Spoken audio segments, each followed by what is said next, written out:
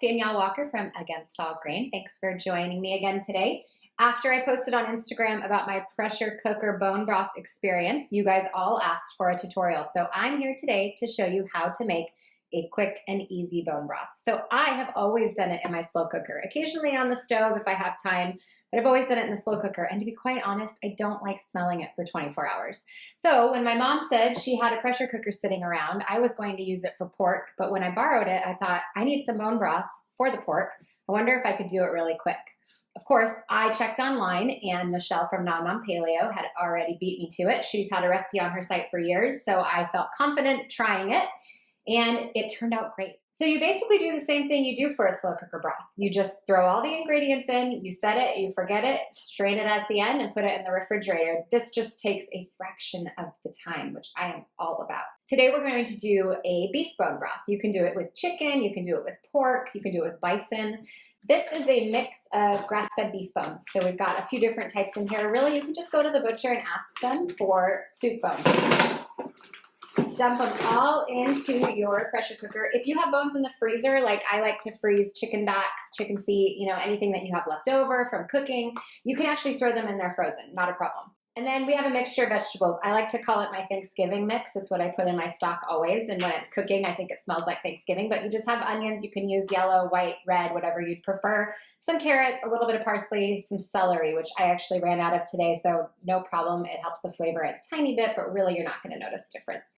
The nice thing about stock is you don't have to make your vegetables look pretty. Oftentimes, I won't even peel my carrots. Just scrub them to make sure they're clean. You can just quarter the onion if you'd like instead of dicing it. So we're just going to dump this all on top of the bones. And then we're adding about 1.5 teaspoons to 2 teaspoons of apple cider vinegar. That will help extract some of those nutrients out of the bones while this cooks. And like I said, 8 to 10 cups of filtered water is what I prefer to use. You want it to cover the bones just like you would if you were doing it on the stove or a slow cooker. We are good to go. I do not like to overly salt my broths because you never know what you're going to use it in, and if you're using it in a recipe that calls for a lot of salt, then you will have an oversalted dish. I like to add just about 1 teaspoon. And then I go from there. When I'm cooking, that's when I tend to add a little bit more. Now, if you're just making this for sipping purposes, then of course you'll want to add a little bit more, and you can do that to taste when it's done as well. So you want to put your lid on and of course follow the instructions for your particular pressure cooker, but what you want to make sure is that it clicks into place.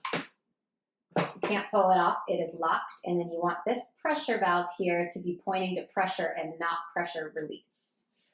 You want to make sure that it reads high pressure and then go for the maximum time that your pressure cooker will allow. Now the minimum time, which I learned from Michelle, would be about 45 to 50 minutes. I think that the flavor is better. I did try it at a shorter time.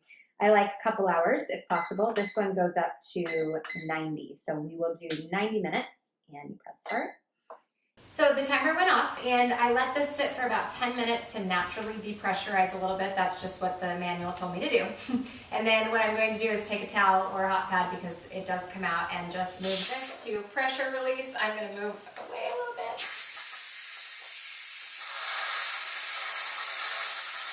It was kind of like the bone broth Old Faithful, so we turned it off for a minute for you guys. I think I probably overfilled it just a slight bit, but this thing collects some of the liquid and the steam that does come out. It's totally okay, but the steam is done, so now it's okay if we open it up.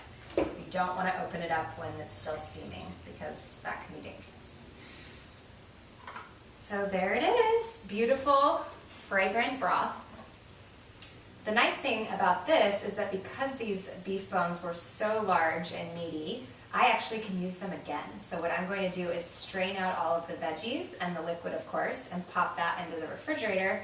And then I'll return the bones to this pot and we'll start all over again. I don't usually do it with chicken bones because I find that they break down a little bit more than the beef or the bison, for instance, but it is really great to kind of get 2 uses out of your bones. If you liked this video, please thumbs up below and make sure you subscribe to my channel so that you can see more videos like this today. Thanks!